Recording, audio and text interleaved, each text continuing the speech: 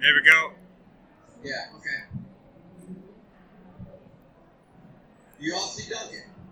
Yes. Okay.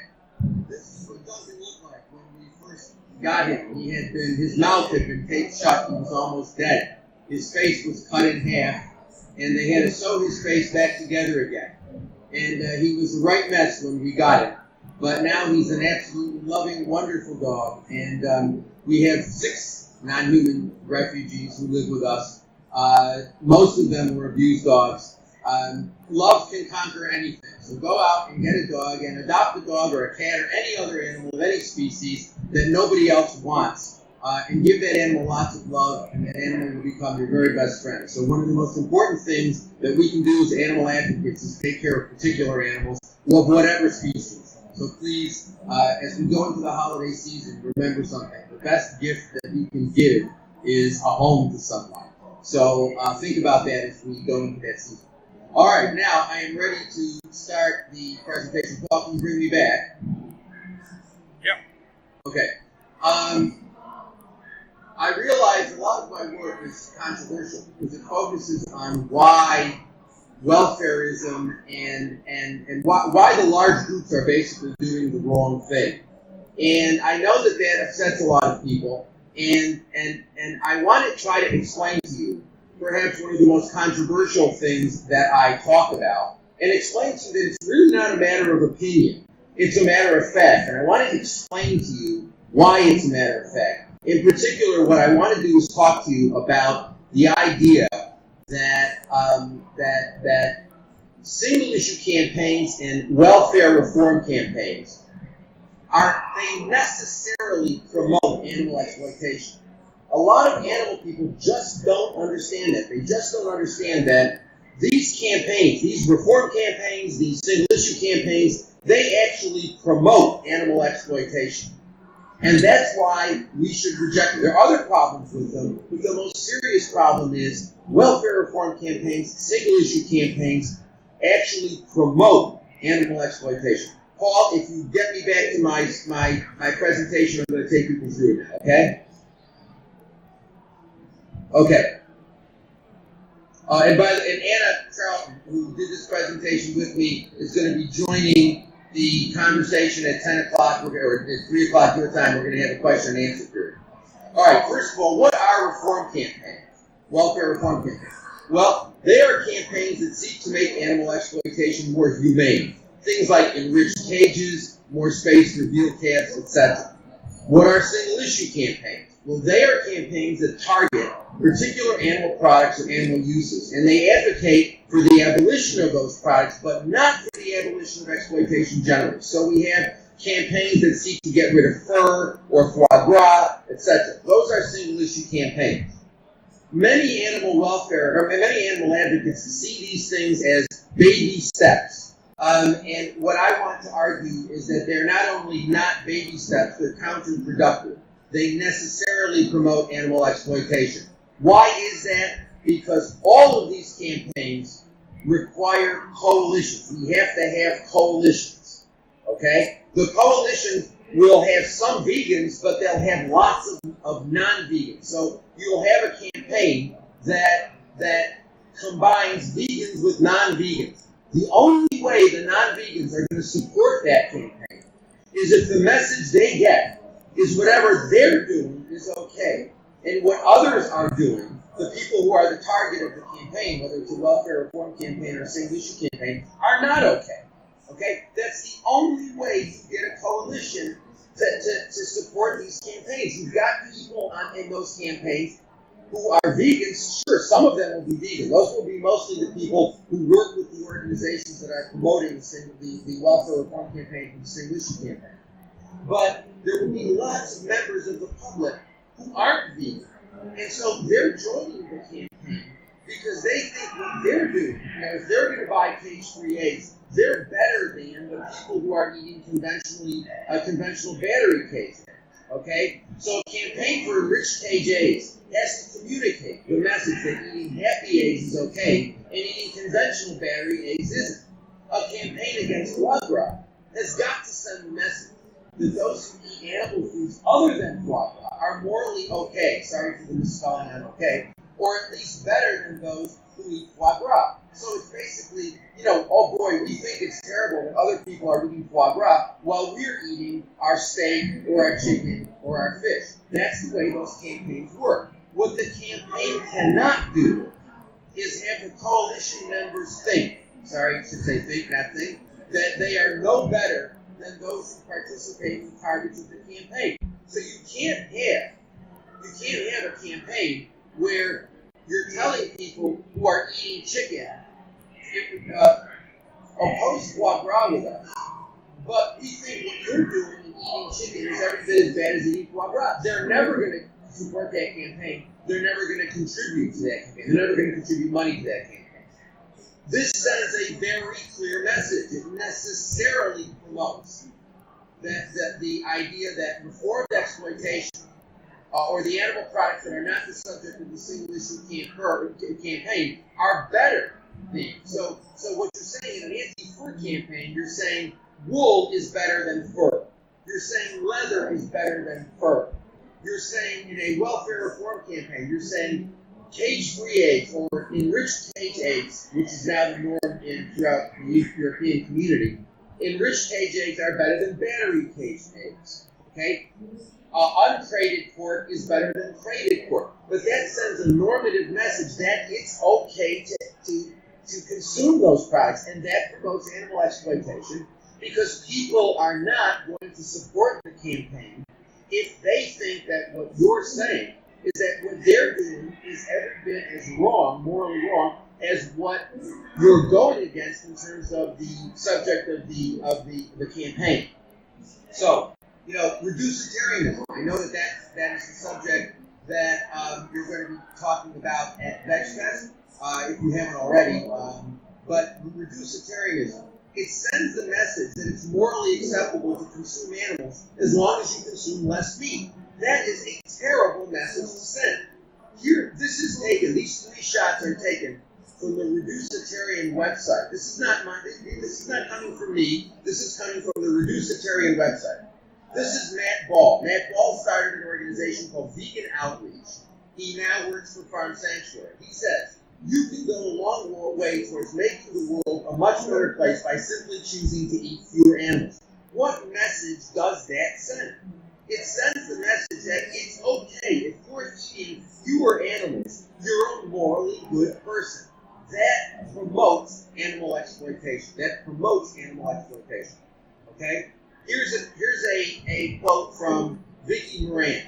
During my 13-year journey from omnivore to vegan, I wish I'd known the term reducitarianism, and that I was already helping the planet, consuming fewer animals, and giving my health a boost. It's a lovely concept, leaving no one out and doing a world of good. Now, people, think about what sort of message does that send? How can that be interpreted in any other way than as saying that if you eat fewer animals, you're a good person. So it's okay to continue to consume as long as you consume fewer. And she's actually saying, during my 13-year journey, I wish I had known it. It would have been a good thing. How can that be understood in any way other than as saying that it's a good thing to eat fewer animals, and it's okay to continue to eat animals as long as you're eating fewer animals? Here's a quote from Melanie Joy. Carnism, the invisible belief system that conditions us to eat certain animals, blocks our awareness and empathy so that we act against our deeper values without realizing what we're doing. Reducing our consumption of animals to the greatest extent possible reduces carnism's influence on us. Now, again, think of what she's saying. First of all, I disagree with her completely. I don't think that there's any invisible belief system that conditions us to eat animals. I believe it's very explicit. We embrace it. It's called the animal welfare approach. We've had it for the better part of 200 years. It is the position that it is all right for us to continue to exploit animals as long as we exploit them humanely, because they do not matter as much as us. There's nothing invisible about that. It's quite explicit. It's quite explicitly a part of our thinking about animals. But the way Melanie is portraying this, she's suggesting that somehow we suffer from some sort of disease, and that we are all unable to see what we're doing, and that if we consume less meat, it'll actually have a great impact on our inability to see. sorry, that is not only nonsense, but what it's doing is promoting the idea. It's almost saying, eat less meat. It's okay for you to eat less meat because you'll recover from your suffering of carnism. I mean, how does that not send a normative message that is very, very detrimental?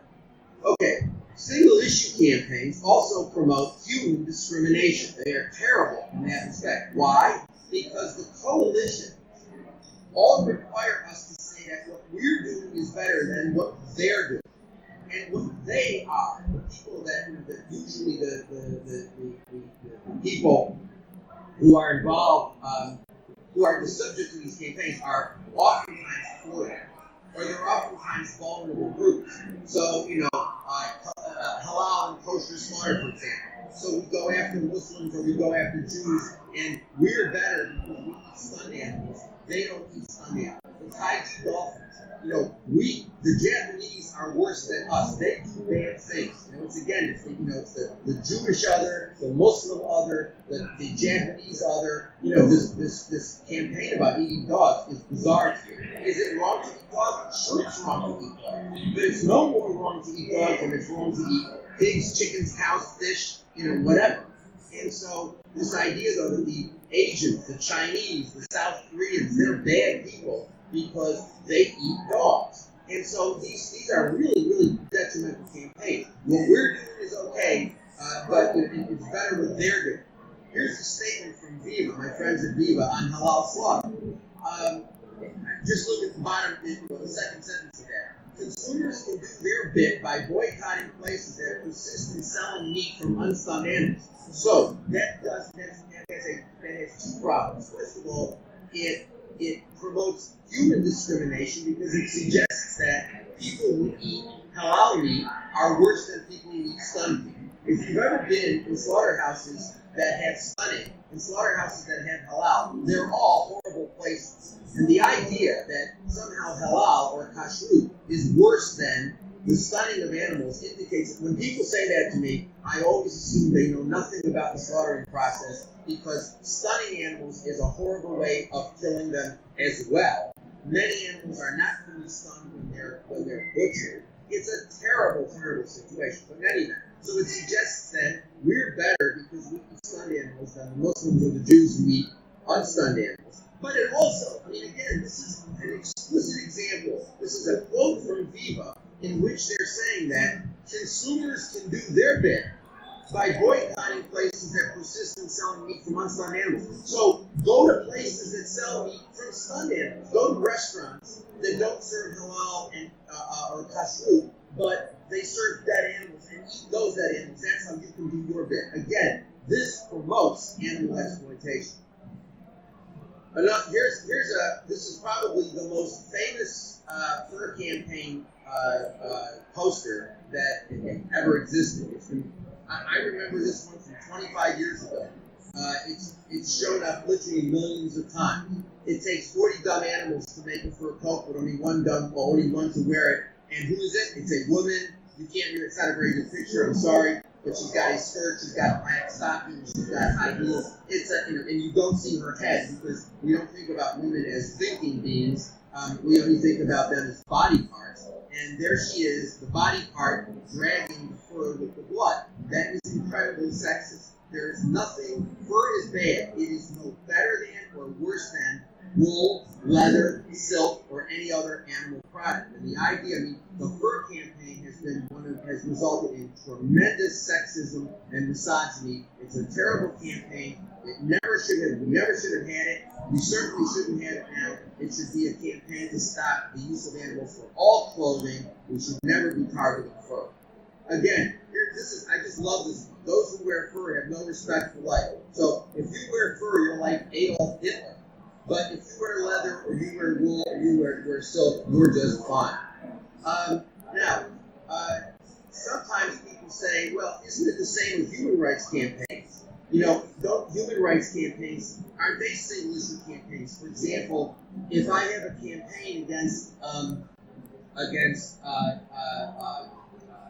genocide in one country, And isn't that, the same sort of thing? I'm not including all countries, so isn't that a single issue campaign? And we all would think it's all right to have a campaign against genocide in Darfur without necessarily having a campaign against genocide in Somalia. So isn't it the same with humans? And the answer is no. Because when we have a campaign that targets genocide in Somalia, that doesn't address genocide in Burundi or any other country, it's not the case. Nobody is saying that we ought to stop genocide in Somalia, but genocide in Burundi is okay. Okay? Nobody is saying that. Nobody would understand the campaign that way.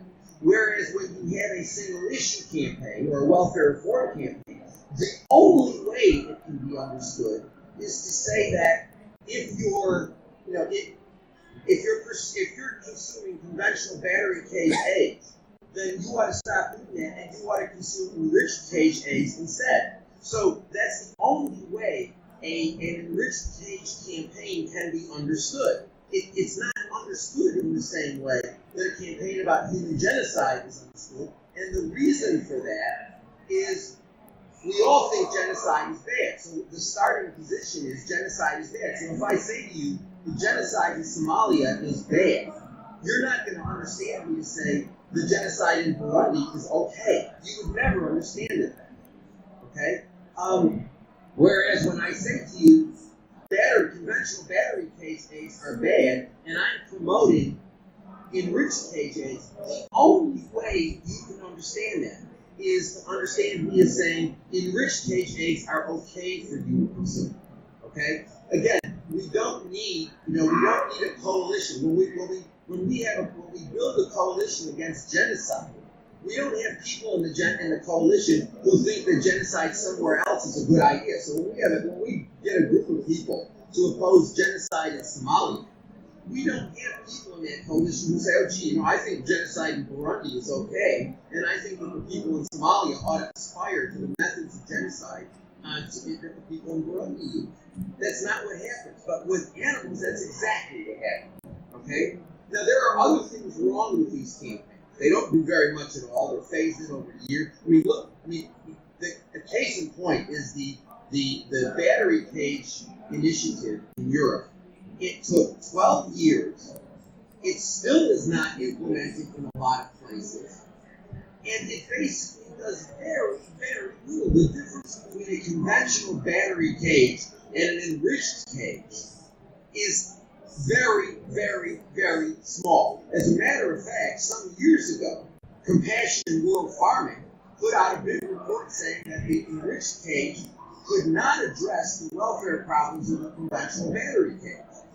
They had that report, and then they basically decided to ignore it and to pursue the enriched cage situation because they thought that was realistic and they could get that done and they could fundraise off of it. Now, Compassion World Farming, which opposed the enriched cage egg, is giving awards to companies that use enriched cage eggs. So you tell me how that is morally acceptable and how it's not promoting animal exploitation. Bottom line is, the welfarist approach and the single-issue campaign approach is not working. It can't work. Oh, can I come back to the audience for a second? Am I back? Hello, everyone. It can't work. Look, we've had animal welfare reform for the better part of 200 years. It started in Britain, and we've had it for 200 years. It's not working. We are exploiting more animals now than at any point in human history. More animals in more horrific ways than at any point in human history. It simply doesn't work. It's interesting. I remember when I first got involved in the movement, and that was like 35 years ago. The big issue was fur. That was the big issue. That was the big single issue campaign 35 years ago was fur. And now, 35 years later, the fur industry is stronger than it's ever been.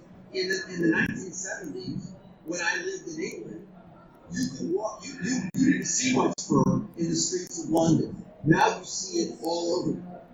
So these single issue campaigns don't work. Another big single issue campaign is the campaign against the use of animals in experiments, vivisection. There is more vivisection now in Britain than there was in 1980.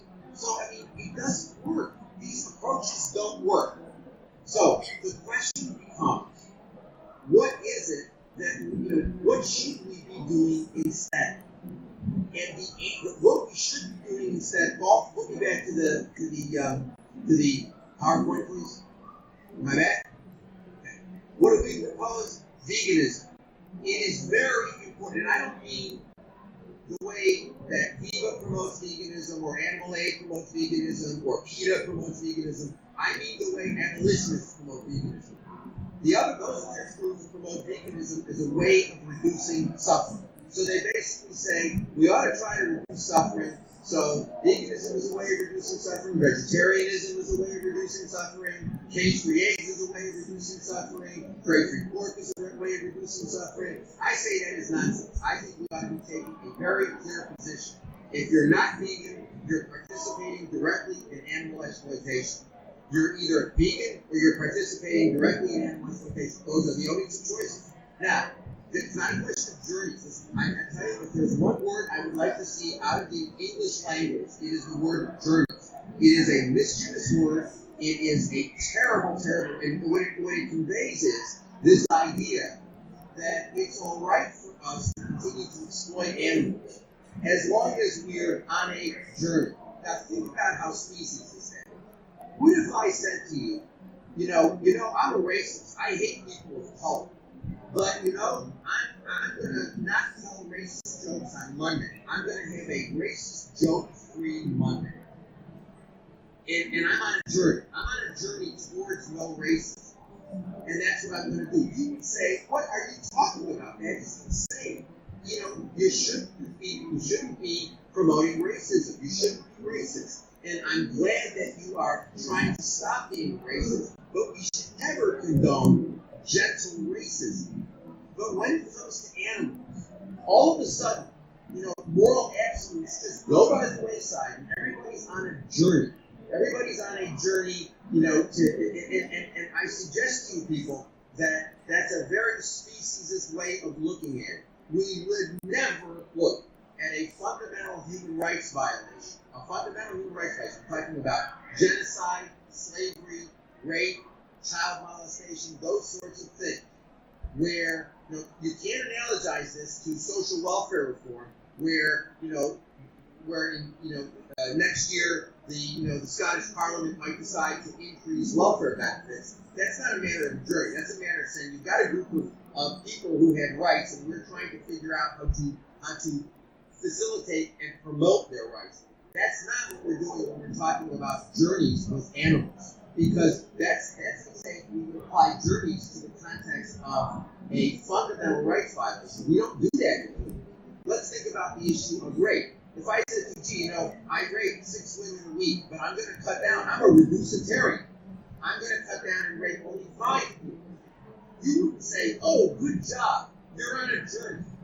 Nobody would say that. That would be insane. Nobody would say that. But yet, we do say that where animals are concerned. Somebody says, I eat meat 43 times a week. I'm going to eat meat 42 times a week. And then we've got Vicky Moran saying, oh, that's great, you're on a journey. And we've got Melanie Joy saying, oh, this is wonderful and will help you reduce your carnage.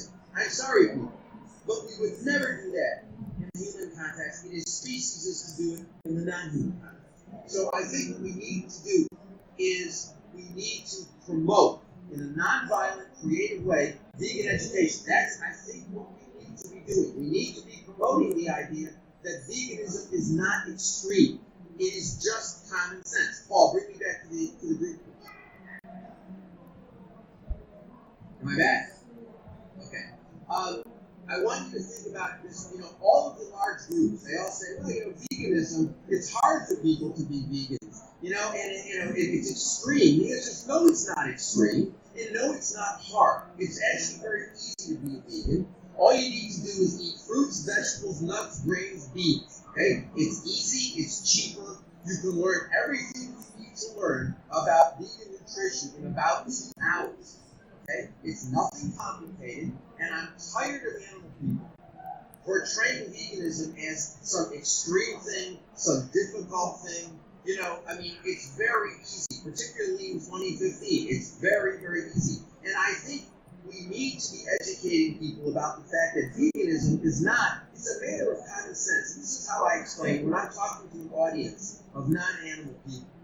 What I generally do is I say to them, I use some example that's been in the news recently of somebody who's done something bad to an animal.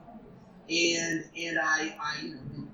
the example that I use a lot in the United States is Michael Vick. Michael Vick is an American football player. And in 2007, he was arrested because he was running a dog fighting ring in Virginia.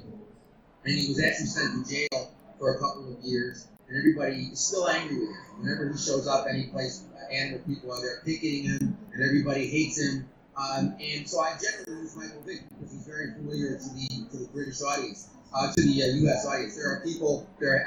When I've been in Britain, I've used different examples. One example I use a lot in Britain, although it's becoming a little bit stale, is Mary Bale, who was a woman down in England who threw a cat in a waste bin, and they caught her on closed circuit TV. And so she was in the Daily Mail. There were all these, she was vilified all over Britain, and indeed outside of Britain, because she did this horrible thing to the cat. She didn't kill the cat, but she threw the cat in the bin for several hours. The cat was obviously not happy about that. And so, I always start off with an example like that.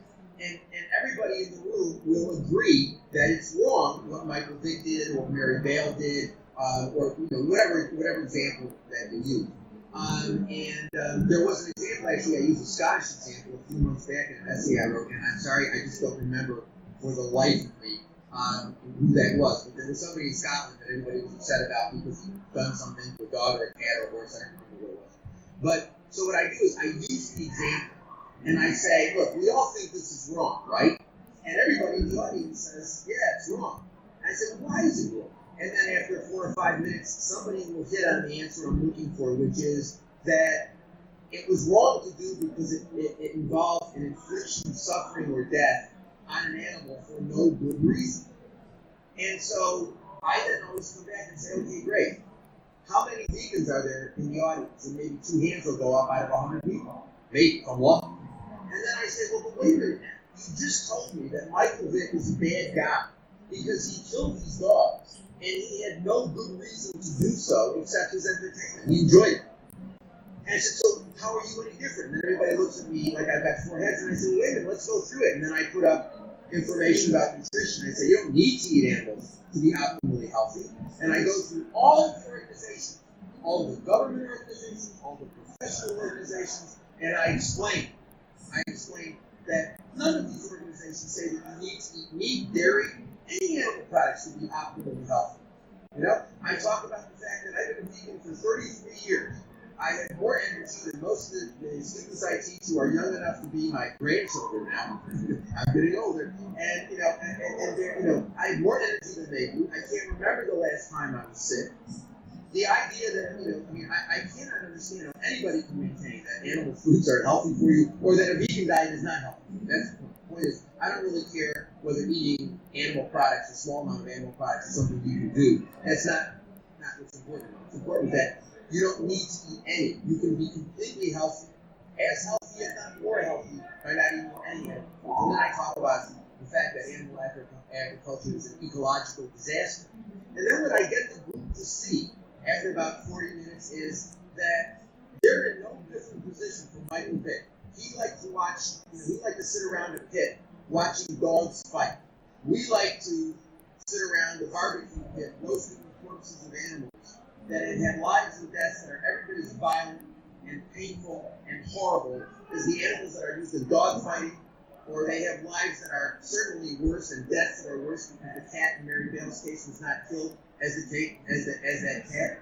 But the bottom line is the best justification we have for inflicting pain, suffering, and death on over 60 billion land animals a year and 1 trillion sea animals. A trillion, a million, that's a trillion. It's a huge number of animals, is that they taste good. And you know what? People understand that. I don't discuss, you don't have to get into a lot of philosophy. I do that at the university, but you don't have to get into a lot of philosophy. It's a simple idea. It doesn't require a great deal of understanding. It's simple. Anybody can understand it. A child can understand it. As a matter of fact, children probably understand it better than most of us understand. That it's simply wrong to hurt something, particularly when you don't have a good reason. And we don't have a good reason to eat them, to wear them, to use them for entertainment purposes. The only use of animals that we make that is not transparent and frivolous is the use of animals in science to find cures for illnesses. And I don't agree with that either. I would not kill one mouse to find a cure for cancer. Not that that would be possible, but if it were possible, I still would say no. You can't make that trade-off. But at least you have to have a discussion there. That requires a more complex discussion, a more philosophical discussion. But with respect to the eating of animals, the wearing of animals, the using of animals in body and personal care products, all that sort of stuff, there's no need for that. The only justification we have is that it's wrong is that we get pleasure out of it.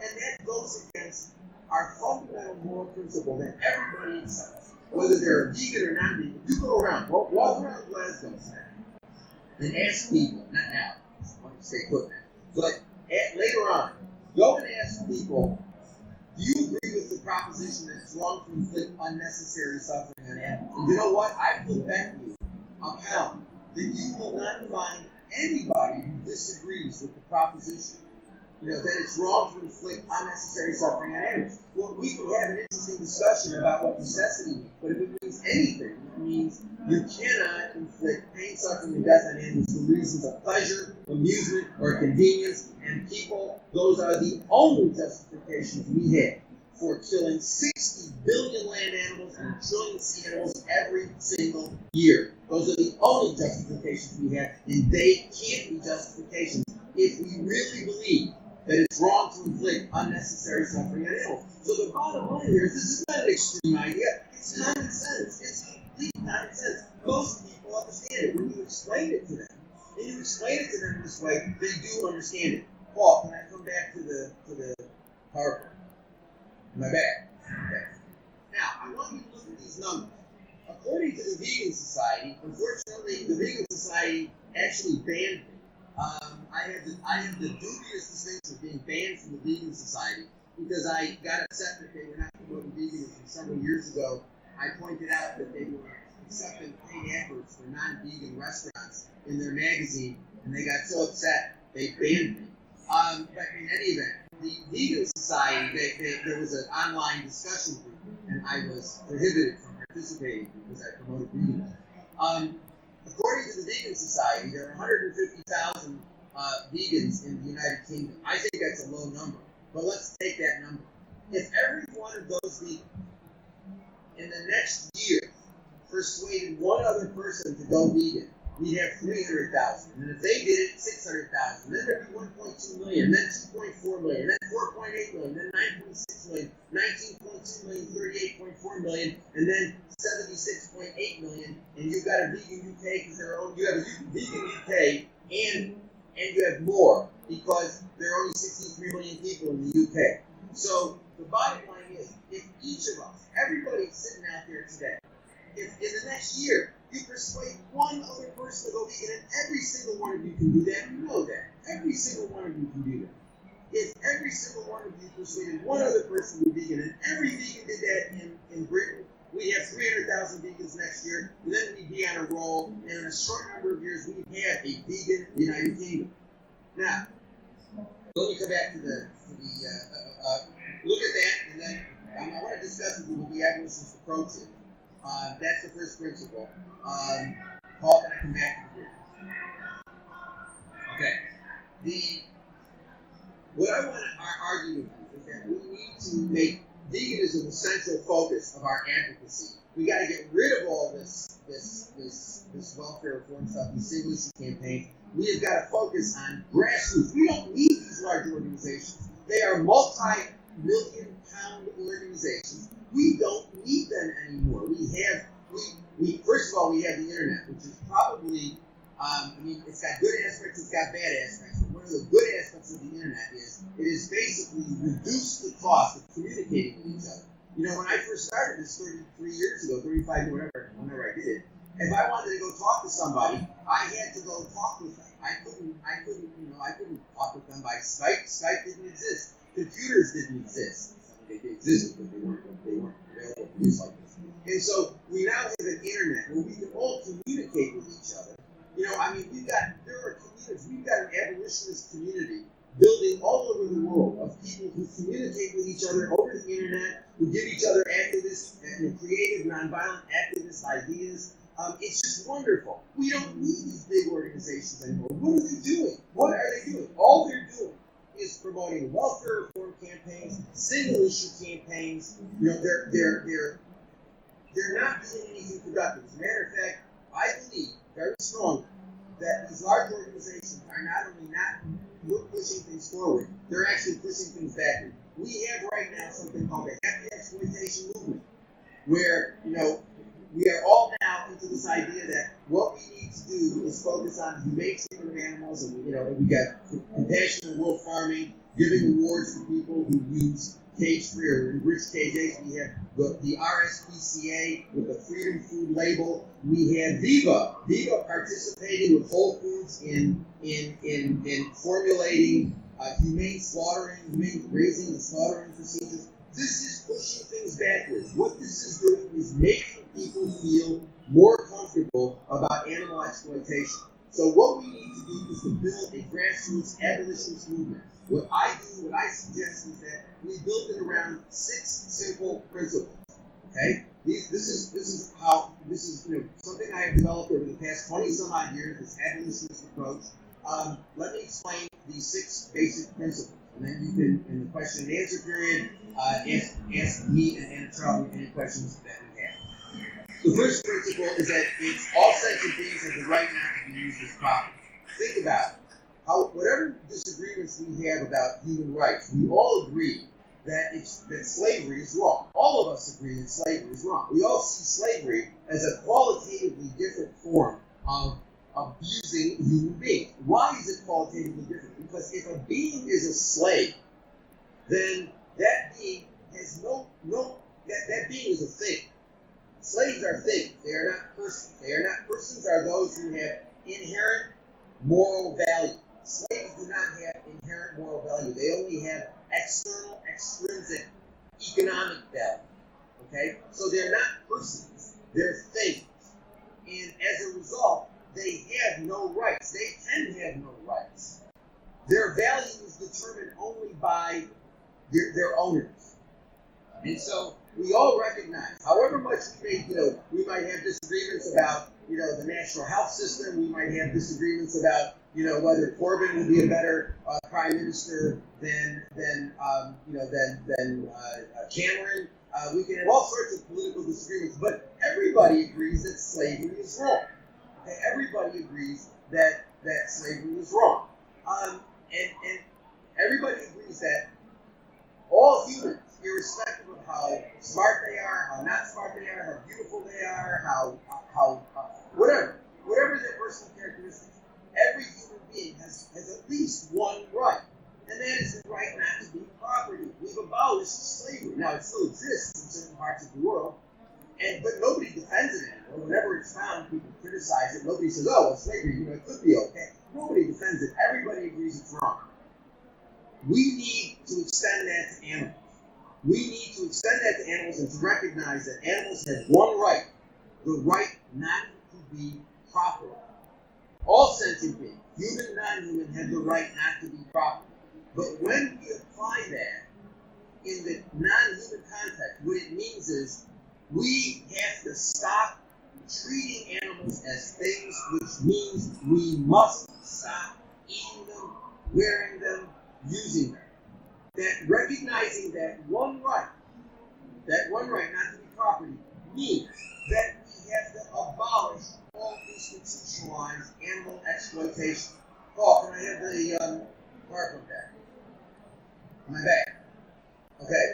The second principle, recognizing that one right requires the abolition of animal exploitation, so that means we don't support welfare campaigns We don't support single-issue campaigns because if it's wrong to exploit animals, period, then telling people that it's right to exploit them if they do it humanely is wrong. And it also doesn't work. I mean, as I mentioned before, it promotes animal exploitation. It makes people feel more comfortable about exploitation, and it is doing nothing. As a historical matter, there is no proof whatsoever that animal welfare reform is reducing exploitation or is causing people to not exploit animals. That is nonsense. If anything, it is making people feel more comfortable about it. The third principle, and animals matter morally, we are committed to veganism as a moral imperative. Paul, can I come back to the group? Okay. What I mean by that moral imperative is that it's a moral rule. It's not a question of whether you're on a journey. It's a question of what you have a moral obligation to do right now. And you have a moral obligation to be vegan. If you believe animals matter morally, if you trap it, now if you think that they're things, if you believe that animals are things, I really can't, if you believe that people of color have no moral value whatsoever and that they should be enslaved, there's very little I can say to you. If you really believe that, there's very little I can say to you. I can't make you care about things morally as a result of rational argument.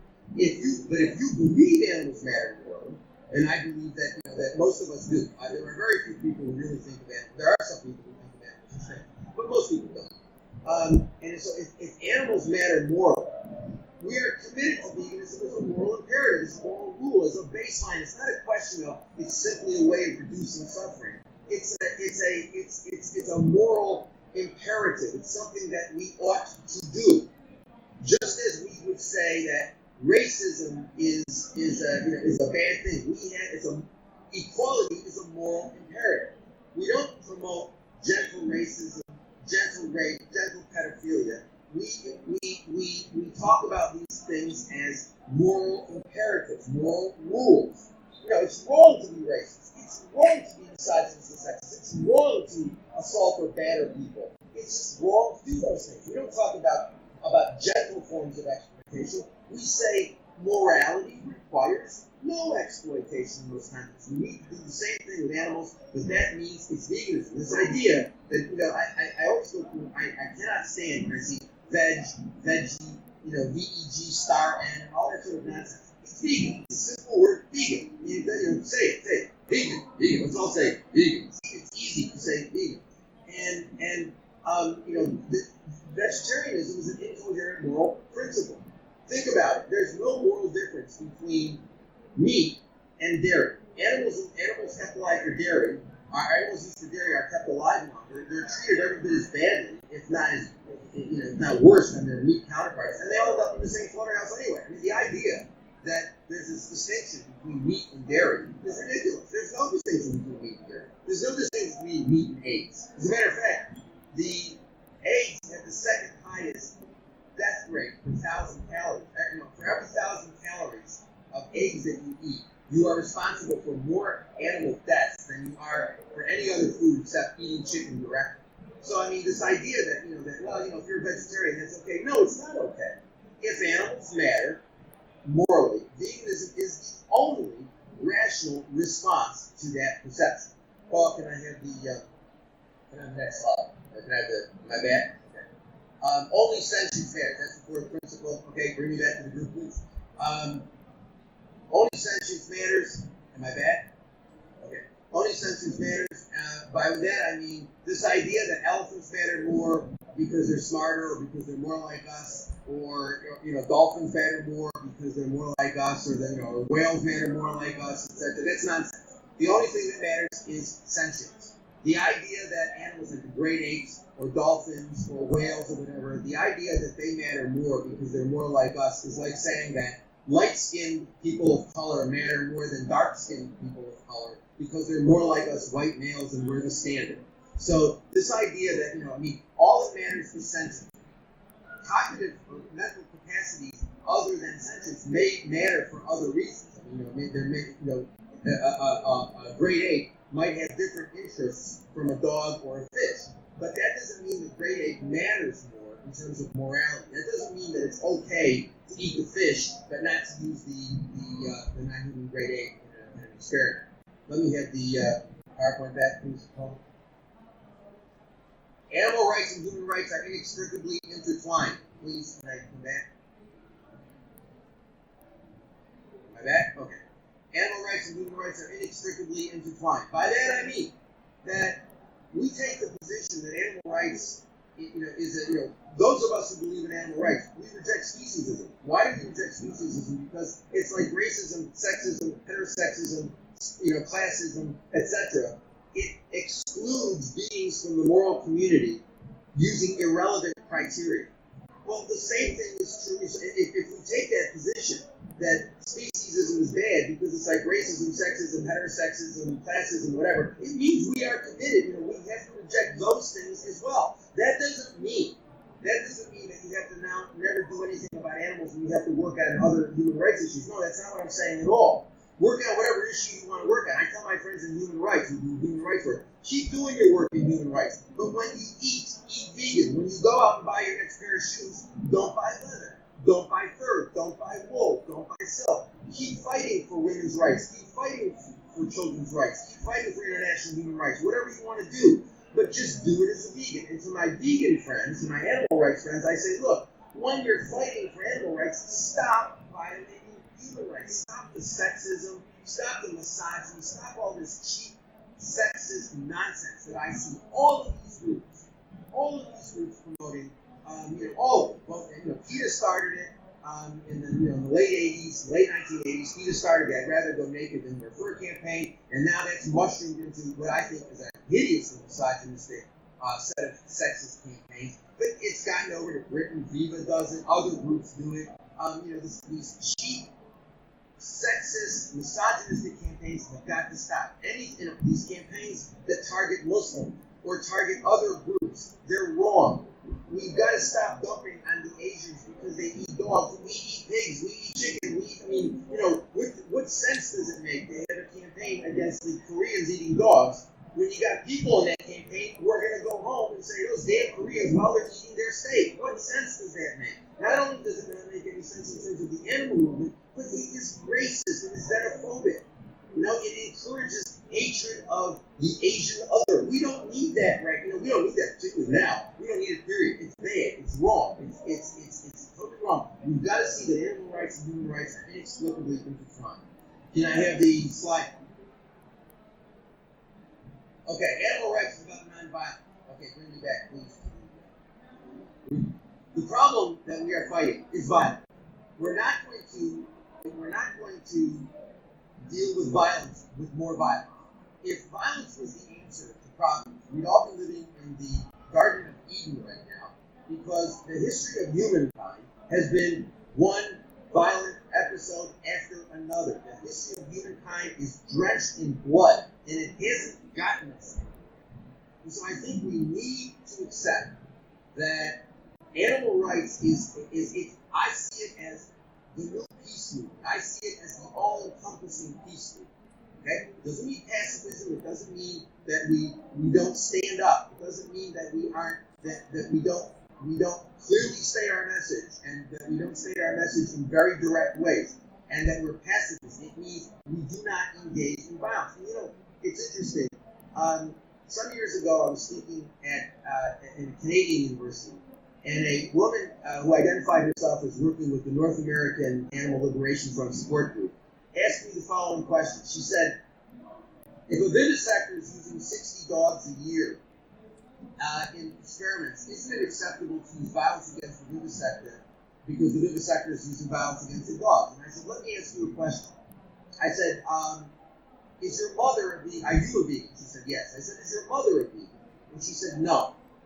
And I said, what animal foods does your mother eat? And she didn't understand why I was asking her the question, but I insisted that she answer. And she said, well, my mother doesn't eat beef. And I said, good, okay, fine, wonderful. What does she eat? And she said, she eats chicken. I said, does she eat chicken more than once a week? And she said, yes, she eats chicken many times a week. And I said, okay, your mother is responsible for more than 60 chicken deaths a year. Is it okay to use violence against your mother? Because if it's all right to use violence against the vivisector, it's all right to use violence against your mother. And she said, no, they're not the same thing. And I said, really? I said, could you please explain to me what the difference is? and she couldn't, and she can't, because there is no difference. So this idea that it's all right to use violence against people who are using violence against animals is really a problematic argument in all sorts of ways. The reason why farmers raise animals is because we demand them. Okay, if there was no demand for meat or dairy or eggs, they would not be provided. I mean, they're capitalists. They're basically they will do what is demanded. Okay.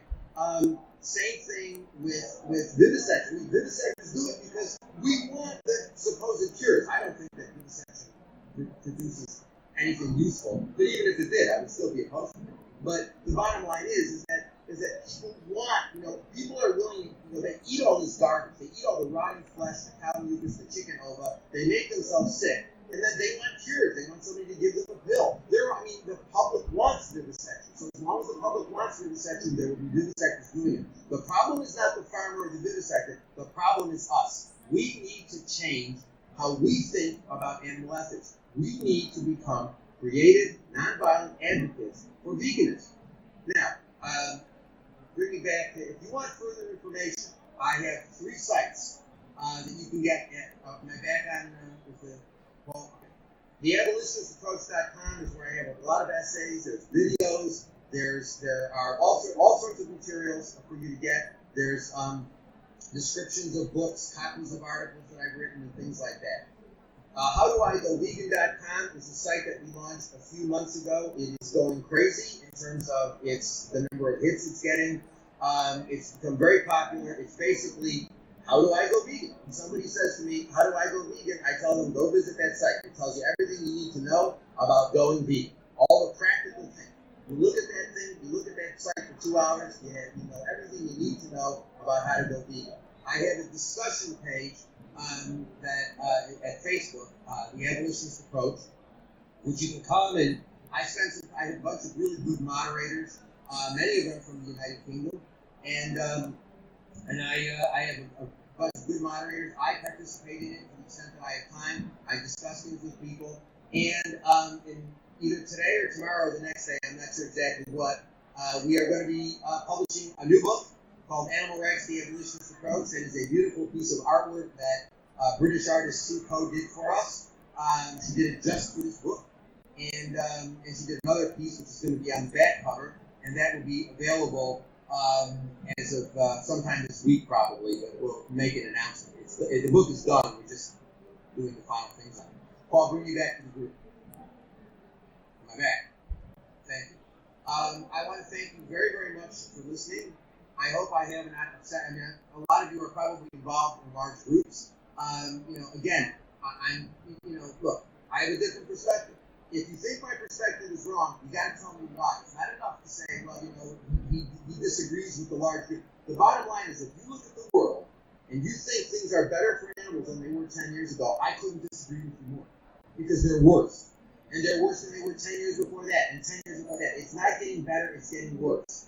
We need to change, we need to shift the paradigm, we need to move away from the idea of animals as property that we humanely treat to animals as persons that we do not exploit at all. We need to make veganism a normal thing. We need to get people away from this idea, promoted by the large groups, that it is extreme, that it is difficult. It is neither extreme nor is it difficult. It is easy. It is something anybody can do. Our job is to teach them. Our job is to show them that they already believe everything they need to believe to conclude that veganism is the way we ought to be going. I want to thank you for your attention. I want to thank Tim. I want to thank Alan. I want to thank Paul. All of my friends in Scotland. As a matter of fact, many years ago, I debated a vivisector at the University of Glasgow. It was one of the first animal things I did. It was in 1984. I was scared to death, and it was controversial. And the following morning, I was on TV4 arguing about animal rights, and I thought I was going to die. I was absolutely terrified. But I have wonderful, wonderful memories of Glasgow, Edinburgh, and of the Highlands and the borders. And I just love Scotland. I wish I could be there with you. Tim says I will be there with you next year, and I'm going to hold him to that promise. Peace. Thank you very much.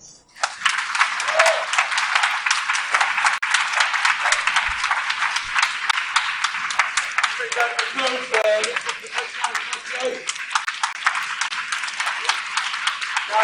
so much for taking time out to talk to us today. I think a lot of people heard what you say. I think there's a lot of people really agree with what you say. And I think there's a lot of people really value your input. We certainly do. So again, one more time, Professor Francione, big round of applause. Thanks.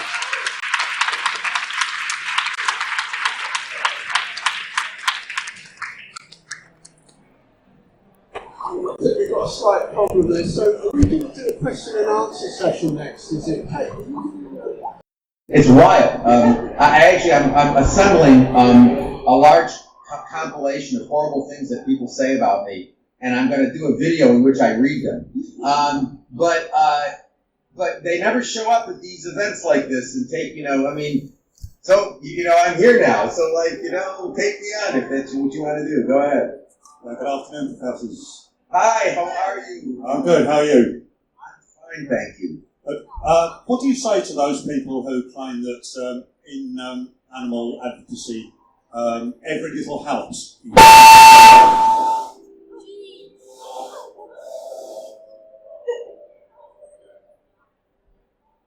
Yeah. Oh, yeah. I'll rephrase that. Every little makes you deaf. What do you say to those who say that every little helps in the animal movement, and that by not agreeing with that statement, you're actually dividing the movement? I'm hearing a lot of static. Are you hearing static? Not at all. No, not. Can you hear me now? Okay, I can hear you. Can you hear me? Yes, now it's okay. Now I'll try again. Well, what I say to them, what we say to those people, is basically the idea that the one thing I have been called many times is divisive. People say I am divisive. And I always say to them, that assumes that there is one movement that I am dividing. I'm not dividing anything. I don't consider myself part of the welfarist thing. Whatever my friends at Viva are doing, or whatever they're doing at Animal Aid or the Vegan Society, that's not what I do. I do something different. So it's not a question of dividing anything. It's a question of doing something different. So I don't consider it to be divisive to be promoting this. And you see, I see the difference between what they're doing basically is promoting happy exploitation. All of the large groups do that. Every single one of them. There is not one of them. Animal Aid does it. I mean, PETA does it in the United States. PETA does it in the United States. All the groups do it in the United States. Mercy for Animals, Compassion Over Killing. But they all do it in Britain too. I mean, it's the same thing. It's the Viva, Animal Aid, all these, every single one of them promotes some version of happy exploitation. That's, in my judgment, that's not helping, Alan. That's moving things backwards, because what it's doing is encouraging people to believe the false notion that we can consume and exploit in a compassionate way. And I just think that that's wrong. So that's what I say. When they say every little bit helps, I say, look, I don't think you're getting little bits. I mean, if they were getting little bits, I could at least talk about something with them. But I don't think, they've got nothing to show for what they're doing. I mean, yesterday I got an email, a fundraising email from the Humane Society of the United States listing all of their victories. And I posted it on the Facebook site, and I said, if you think these are victories, then you and I are on different planets. I mean, these are not victories. The idea that McDonald's is gonna over the next 10 years phase in cage-free eggs, big deal. Does anybody think that is an important? The idea that anybody looks at that and says that's a great accomplishment or that's a great victory is using victory in a way that I think is perverse. Well, I had an experience in England over the summer which absolutely stopped me in my tracks. I was in Lincolnshire, and the home of the people we were visiting had an unused chicken coop in the back garden. And it was just there, empty. And I said, "Oh, you used to have chickens?" And she said, "Yes, we used to take rescue chickens from batteries, but that isn't a problem anymore, so we don't do it."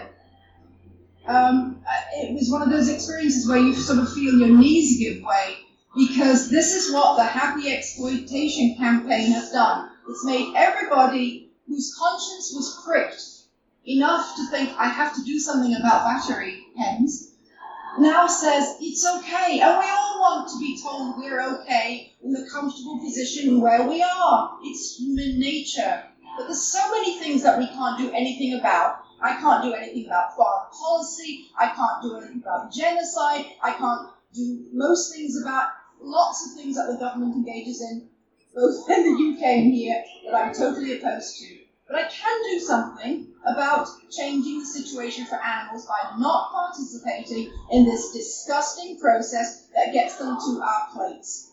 So I'm not happy, as I said, with picking up and identifying these little crumbs that are supposed to be progress, because it's got to the point now with all the big groups muddying the message, saying, you're okay where you are. I know lots of people in my family sphere of friends, I'm sure you have the same experience, where they were all against pro, veal, and something else. Whether that really translated into much for animals, I'm not very sure. But now there's happy veal, there's pink veal. Oh, they don't do that anymore. There's the woman in Lincolnshire who thinks chickens are really happy in this process. We are making it worse, because we all need that proverbial kick in the pants to do something.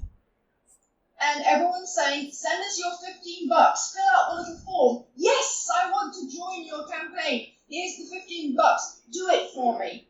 Now there may be something in terms of everyone goes to concerts and texts the $5, $10, pound, whatever donation. Maybe there are instances where just throwing money at a situation can help.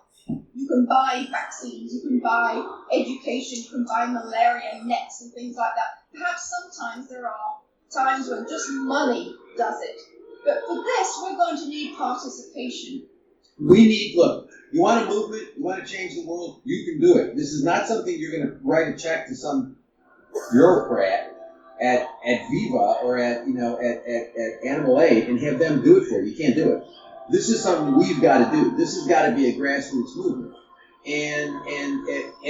But I'm convinced if we took this seriously and we did create a grassroots movement. I mean, I'm looking at what we've done with the ad. I mean, we're individuals. We don't have any organization. We don't solicit or accept donations. We just do our thing. We do our work basically every day, we just do it as individuals. Now, I'm very happy. We've got a group of really wonderful volunteers who help us with the Abolitionists to Prof's Facebook page, because I could not deal with that myself. And also with there's a lot of stuff, and I have some people who help me out who are volunteers. Nobody gets paid, but we have passion, we care, and we get up every morning. This is what we do because we like to do it, and we love to do it. We love to do it. It's all we can do. We have really no choice. In certain ways, we have no choice. It's not a matter of choice. It's what one does. But that's what we've got to do. We've got, if you're horrified by this, if you're horrified like I'm horrified, like while we're sitting here talking, how many millions of animals are being killed? Millions of animals, millions of lives are being taken right now, just very second, because people consume animals. We need to change the world, but we can change the world. We really can. Most people, look, the good news is most people care about animals. Most people care about animals. And so what we need to do is to try to reach each of those people, everybody we can, and say, if you care about animals, you've really got to go vegan. It's not a matter of choice. It's not a matter of option, journeys, lifestyle. It's a matter of fundamental moral obligation. People understand it, And I mean, when I was in London in October, and I was debating, what's his name from Viva, Tony Wardley. Tony Wardley? Yeah. And I was debating him, and he said, well, single moms can't understand that. And the answer is no. Sorry, Tony. Single moms understand it just fine. First of all, it was a sexist statement. Like, women, single moms can't. I didn't understand what he was talking about, but whatever he was talking about was wrong. And the idea that single moms can't understand this. Anybody can understand this. I discuss this with children. They understand it. Everybody understands it. These are easy ideas. These are very fundamentally simple ideas. We wrote a book. Anna and I wrote a book like called Eat Like You Care, an examination of the morality of eating animals. And what's really interesting about that is that book has now been translated into 10 different languages, and it's about to come out in Turkish, which will be the number 11. And it's a simple book. It basically says if you care about animals, you got to go vegan. And here are 30 some odd reasons why people think veganism is a bad thing. And here are our answers. It's a simple book. There's nothing complicated in that book, and people love it. They love it because they see the truth of it, and the truth is simple. You know, the truth. If there are any truths out there, you know what? They're not complicated. They're simple. And you know, the idea that we have to be vegan if we care about animals is a simple truth. We just need to explain that to people. But the bottom line is if we keep on, as Anna says, if we keep on thinking that the solution is to send donations to these organizations have more money than they need. You know, what do they use the money for? I mean, they fly all over the place and they collect more donations. I mean, they just collect donations and donations and donations, and then they pump out these welfarist campaigns. I mean, you know, you go to Viva's page. What does it say at the top? It says, you know, you want to do something, you know, reduce, you know, go veggie, vegan, or reduce meat, or, you know, reduce your meat, or whatever it says. And it says it on every page. What is that telling people? It's telling people that animal people are putting their stamp of approval on you eating less meat. What the hell is that? What good is that doing? The question really is, how does this get done? How does this get accomplished? And the most effective thing is if we can turn the camera around. Because there's a certain role for the groups, and there's a certain role for people coming on stage and talking about this issue. But if we turn the camera around, I'm looking at Alan and Francis right now in the audience there. You are the people. It's your sphere of influence. It's people who respect you and think you think good, intellectually sound, principled thoughts who will have the influence. It's everybody leaving today and talking about this in their own word, to their colleagues, to their family, to their friends. We're not talking at people, we're not talking down people, we're not criticizing. I was a very, very enthusiastic meat eater for 20 years because I'm a vegan who actually doesn't like vegetables. No, she doesn't, I can tell you. So why did the penny not drop? I was interested in every social movement. I was out there doing this stuff, coming home and eating meat every night. And then one day the penny dropped. So everyone I speak to and everyone you guys speak to are in that same position. We're interested, we are receptive in terms of being ready for this. And it's a logical, clear message to give to people. It doesn't need to be watered down. There isn't time. Apart from the lack of efficacy, there isn't time. We can't. I'm going to be in my grave before half of these things are even thought of. But we haven't got animals out of intensive agriculture. We haven't got them off our plates. We haven't got them out of labs. We haven't got them out of dumped shelters. There's not time to do it piecemeal. That's not progress. The bad stuff is multiplying much more quickly than we could ever stop it. There are no breaks except a clear message. And it's simple. People understand it. Absolutely. I mean, you know, I was thinking, the vegan message was much clearer in the 1980s. When Anna and I got involved in the early 1980s, we got involved with PETA. We were involved with PETA. As a matter of fact, we were like 2 of 10 people. When PETA first started, we were involved with PETA. And she edited their newsletter. I was their first lawyer. And you know, we were a small group. Everybody was vegan. No, I mean, as a matter of fact, it wasn't even a question. Nobody even discussed it. We were all vegan because that's what we had. You know, that's what you did. You know, you're all vegan. And it was only as, you know, as these organizations got larger and they wanted to increase their donor base that they started changing the message, and it started going from, you know, well, we assume everybody is vegan to, well, what is it that they should be? Well, you know, they should be vegan. Maybe they should be vegetarian. Maybe they should just reduce meat. And so, you know, all of these groups, they have a basic business model. And the basic business model is they want to have as broad a donor pool as they possibly can. So what they want to do is they don't want to challenge anybody, and they don't want to offend anybody. So that they're basically politically, you know, so they have no problem with sexism and misogyny. They have no problem with Islamophobia. They have no problem with all sorts of human discrimination issues. They have no problem in, you know, PETA had an ad that I thought was just shocking, and I was amazed that there wasn't. This bothered me horribly. That ad got out there with very few of animal advocates, particularly young people, objecting to it. And it was an ad in which this woman is walking down the street and she's got a neck brace. And she's got a neck brace because she had such rough sex with her vegan boyfriend that he basically, sprained her neck or broke her back or whatever the hell he did. And it was this idea that, wow, if you're a vegan, you're going to have such great sex, you're going to put your girlfriend in a neck brace. And I was like, I watched this thing and I thought, holy shit, excuse me, but holy shit, how can anybody think this is terribly offensive? First of all, it's misogynistic. I mean, it's making light of violence against women, which is not something anybody should ever make light of.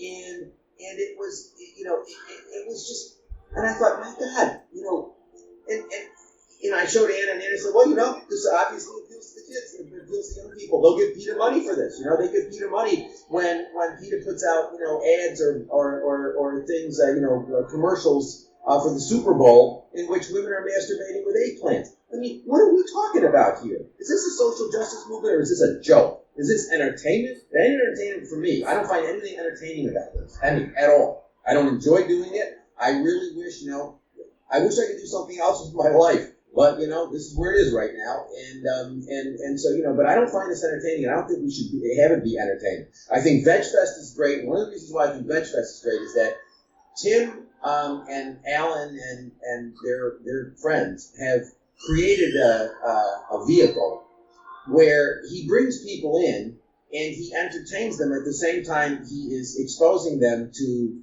serious thinking. And I think that's great. I think it's great to have something like Vegfest. But I think Vegfest is great because it's got this heavy duty educational component. I mean, as a matter of fact, in many ways, the entertainment aspects of it are much secondary to the educational aspects. But that's what we need to do. We need you people. We need you people to leave today and go out and talk to everybody you can talk to every day of your life. Everybody. We all, none of us is hermits. We all live amongst other people. Talk to everybody. Learn how to talk to everybody. What we're going to do, I hope when we do the next Vegfest, which may be in Brighton, I'm not sure, is to talk about maybe organize some workshops. I don't know. I need to talk to Tim about this, but I really think people need to sort of have some practical experience in how to talk to people about veganism and how to talk to your parents about veganism, your friends, your lovers, whatever, so that you don't have these weird, awkward situations. Because it can be done. I do it all the time, every day of my life. And it's just I've got like sort of a bunch of set response. It's like I'm talking to somebody in a grocery store. I have patter 1. I'm talking to somebody at in a classroom. It's patter 2. You can do this. You can do this. You can do this.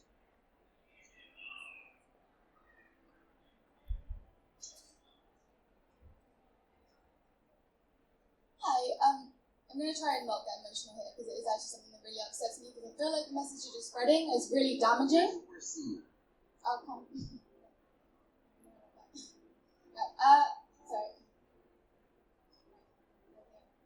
Now I can see you. Okay, so I'm not doing offense against you, but I feel like the message you're spreading is extremely damaging to the vegan cause because you're pushing people away, and I feel like you're not realistic in what you're saying because the companies that you're saying are doing these bad jobs actually have a lot of success rate, and a lot of people, I don't know about anyone in this room, it's not very cool people to take a kind of survey from, but I think there's very few people who go vegan overnight and just say, oh yeah, never gonna eat meat again, that's it. And people need these steps, and I know people in my life who have gone vegan now, and they have to take these steps, and that's how they do it, and that is actually effective. And if you go in with this harsh kind of you're either vegan or you're nothing, and any steps you take are not valid, you push people away. Is that what you've heard? No, this is what I feel. Is that what you've heard from us today? Yeah, this talk has really upset me because I feel like you're really pushing people Why away. do you think, from what you've heard, that we think that the world is going to go vegan overnight, or that a shaft of light is going to come down? I always say, perhaps it doesn't resonate so much with the British audience, but it does with the Americans. It's not going to be like the rapture. It's not like end days where we're all going to be taken up in a vegan cloud. I just told you, I was a happy meat eater for 20 years when the message was around me and I wasn't hearing. And then then an event happened and the penny dropped. And then it's very hard for me now to imagine the 20-year-old meat eater because it didn't make sense. It doesn't make sense to me now. But we talk to audiences all the time. This is what we're doing with our Sunday morning, but we do it all the time. And I truly understand that the world will not go vegan overnight. That penny has dropped with me. But the point is the message. People don't stop racism overnight. We're still battling sexism in a horrible way. Pornography is sprouting out faster than feminism can change the conversation. There's violence everywhere. I watched the whole debate on bombing Syria this week. All sorts of things are out there that won't change overnight. I get it. So it's kind of a straw man to say we think that veganism is going to happen overnight. But the message has to be clear. People will think about it, they'll do something, they'll look at their refrigerator, they'll go shopping, they'll try it, they'll have a fight with their family, they'll go back. But the message has to be clear. Because if we're giving them a message that says it's all right at every one of those stages, we'll end up being where we are now for the next 30 years, and when I'm in my grave, you'll be having the same fights. It's not having the effect that it could have. If you're vegan and you sound like someone who's very good at communicating with people, you can communicate that vegan message. Why would we ever try and communicate something less? I think it's really important to say to people, look, I mean, think about it this way in terms of practicality. If you say to somebody that if animals matter, we cannot justify eating them, wearing them, using them. If somebody hears that and cares about it, if they don't care about animals, then that's irrelevant. But if they care about animals and they hear that and they don't want to go vegan, they'll do something else. They'll reduce their intake of meat, or they'll eat cage-free eggs, or they'll do something like that. But we should never be telling. That should be their choice. It never should be what we're saying. We should never be advocating any level of animal exploitation, because that is morally wrong. So when you say it's pushing people away from veganism, I don't believe that at all. I think what's pushing people away from veganism is telling people that stages that are not vegan are perfectly fine. You want to reduce meat, that's fine. You want to eat cage-free, that's fine. You want to eat whatever, it's fine. And so, it's like saying, gee, it took me 10 years to stop being a racist. Oh, okay, so we ought to promote Racist Joke-Free Monday. Nobody would say that in the human context. If you had a man who said, I used to be a sexist, and, but it took me a long time, and now I found feminism, and I'm no longer a sexist, would we say, oh, okay, fine, it took you a long time to become a feminist, so we ought to promote gentle sexism? The answer is no. We wouldn't do that in the human context. We ought not to do it in the animal context. Just doesn't make sense to me. Does that make sense? There are parallels between those things then. I don't think that you can draw parallels. Because when you're eating things every day, that like every choice that you make to eat something, you're choosing to eat meat or you're not. You're choosing to kind of harm an animal or you're not.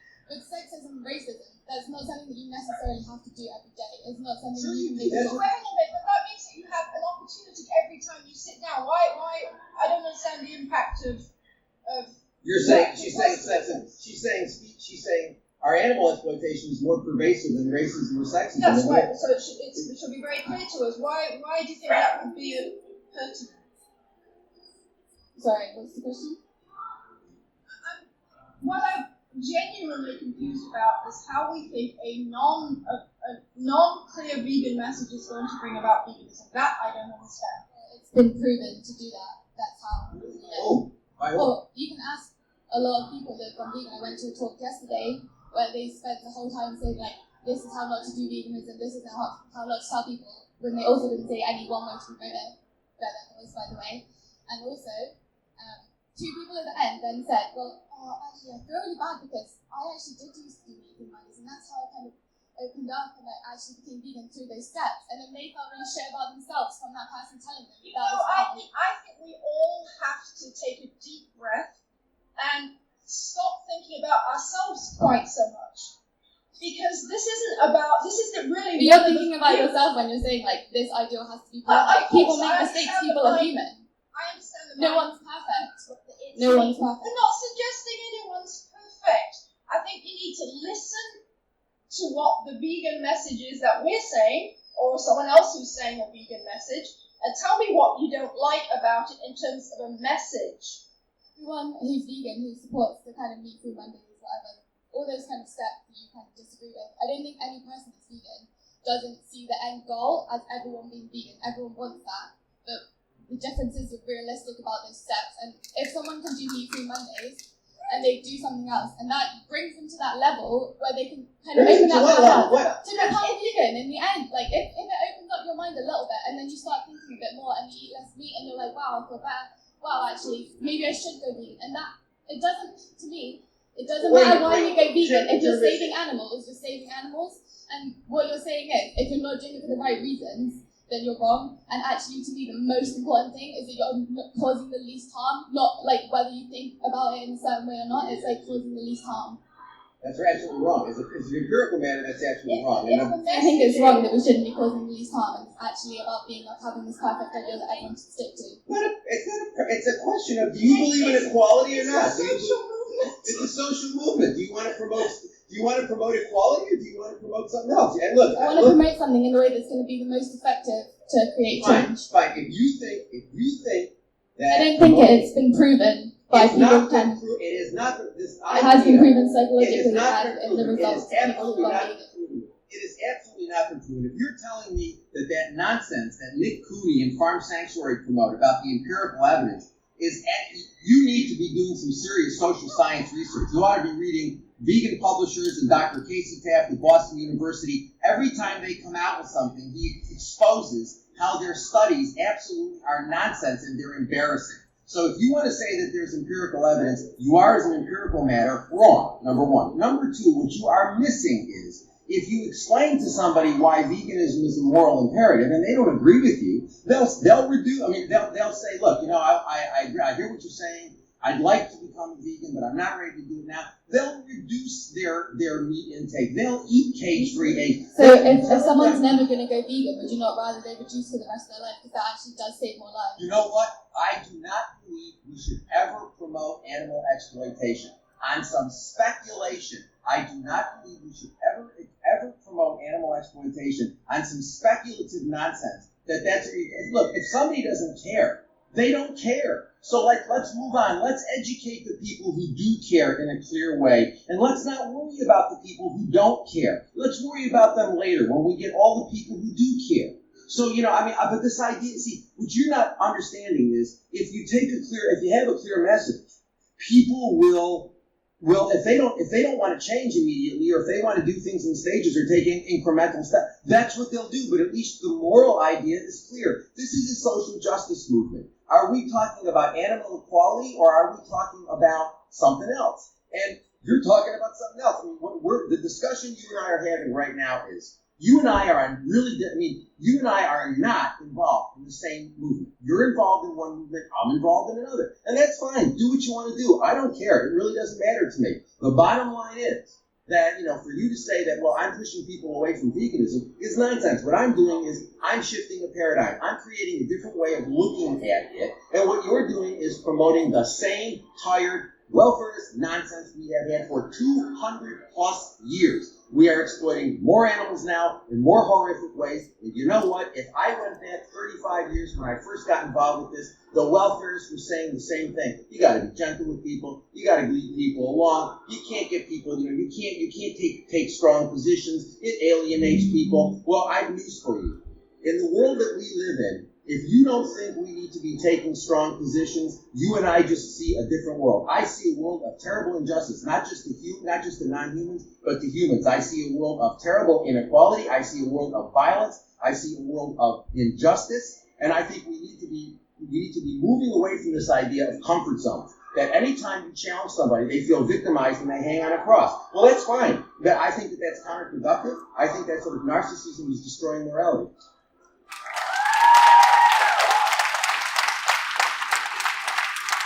And I also want to say, in addition to veganism, I have a dream, and that is Jeremy Corbyn and Nicola Sturgeon take over the UK. That's right.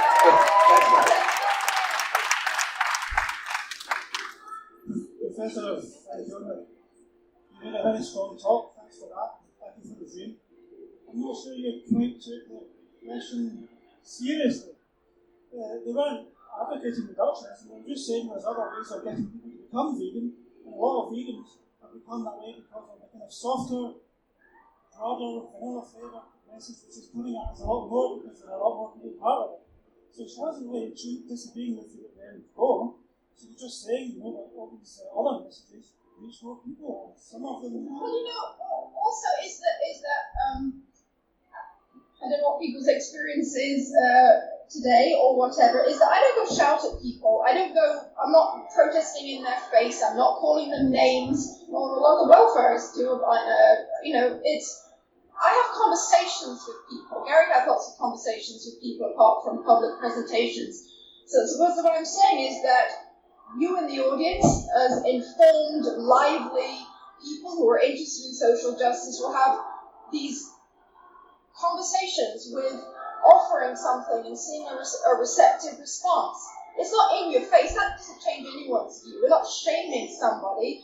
We're giving clear information and support and materials and telling people that regular functioning people can be vegan. You don't have to drop out and stop being someone else. You don't become weird. You don't become some hemp-wearing, twig-eating true believer. We're all out there. Watch it. Tim Barker has a hemp business. Okay, whatever.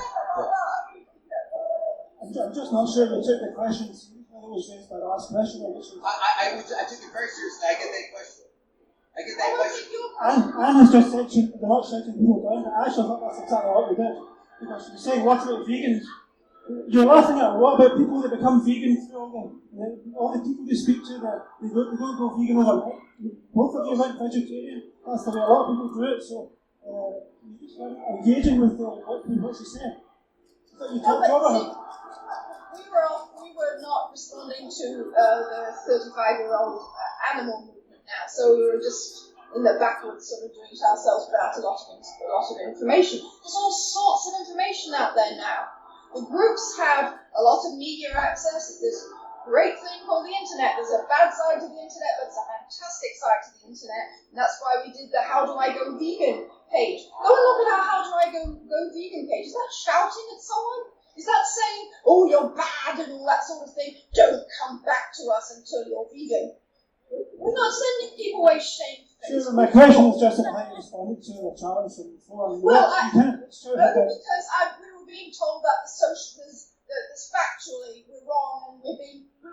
Actually, hang on. Let me finish mine, just because I want to just make a couple of points. Is that for some reason it's okay to say to us that we're divisive and we're not factual and we're hurting people. And we're pushing people away from veganism. We're pushing people away. I think we responded to that, but a lot's thrown at us.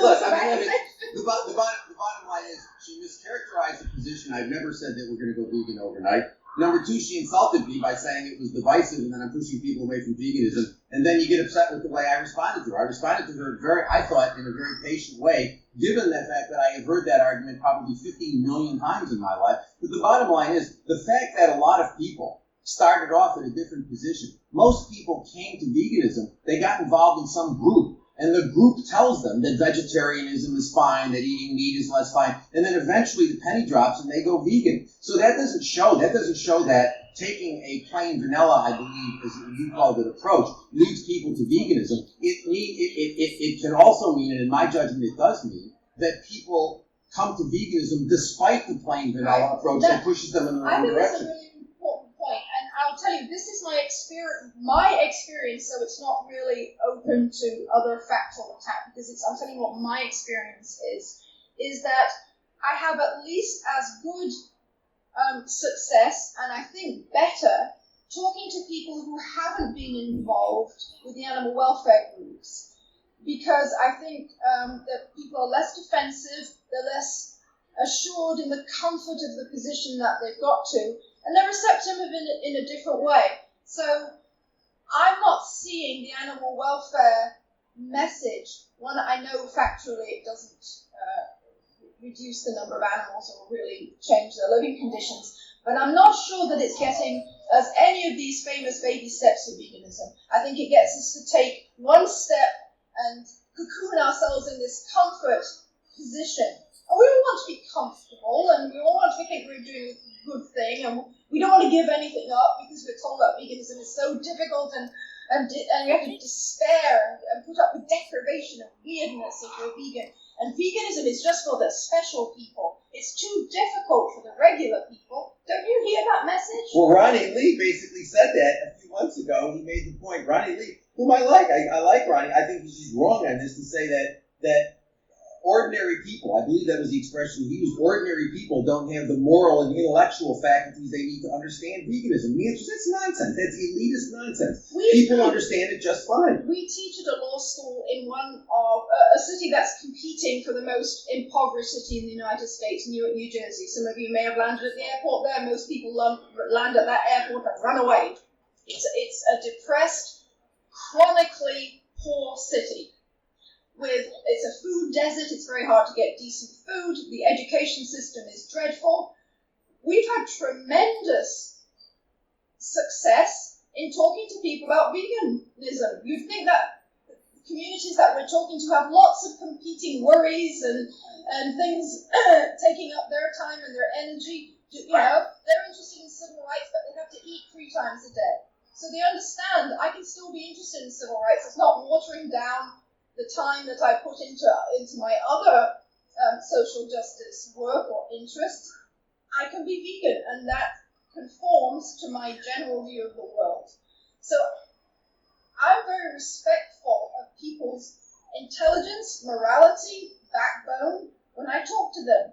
And I think the animal welfare message, not only is it muddy the waters, I think it's disrespectful to people to think that they can't do what we've done. Absolutely. What's special about meat? I was a happy meat eater. I have to have my vegetables thoroughly disguised. I'm not someone who turns to the broccoli happily. But you do it if you believe in it, and people do. People want an opportunity to make a good impact on the world. We've been told by our government, our law enforcement and everything that we can't do that anymore. We're buffeted around between positions that we think are offensive or immoral. This is something we can do. I think that's refreshing. I think it's empowering. I think it's great. Everyone could leave here today determined to become a vegan. And if on Monday morning we didn't go vegan overnight, shock horror, we can work on it during the week, and we can get some information, and we can get some enthusiasm and some support. Go and support your friends. Go and teach them.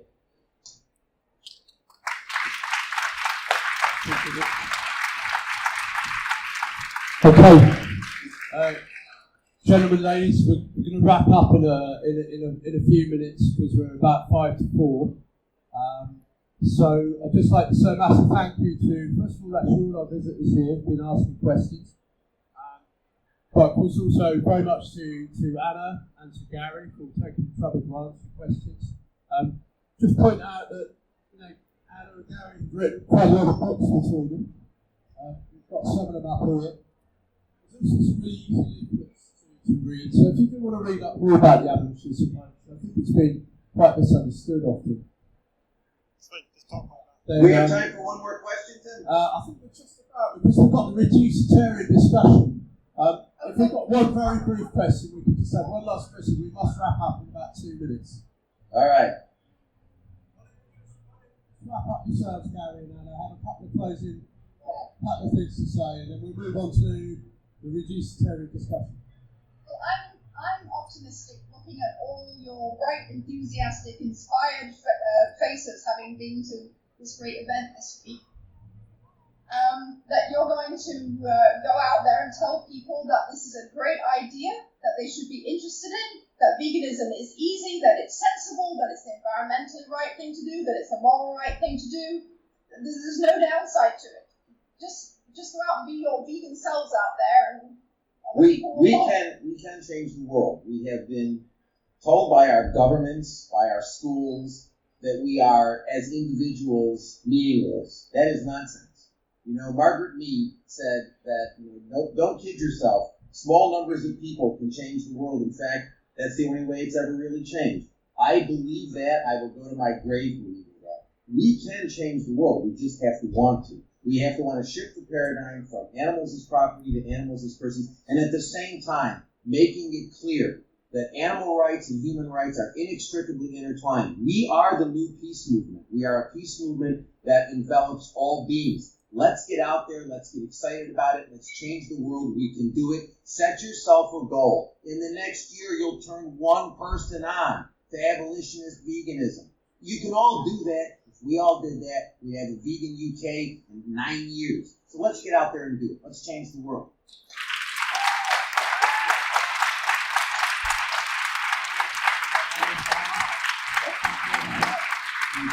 Take care.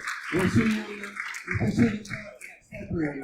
Yes, indeed. Take care. Be well. Bye-bye. Take care. Thanks a lot.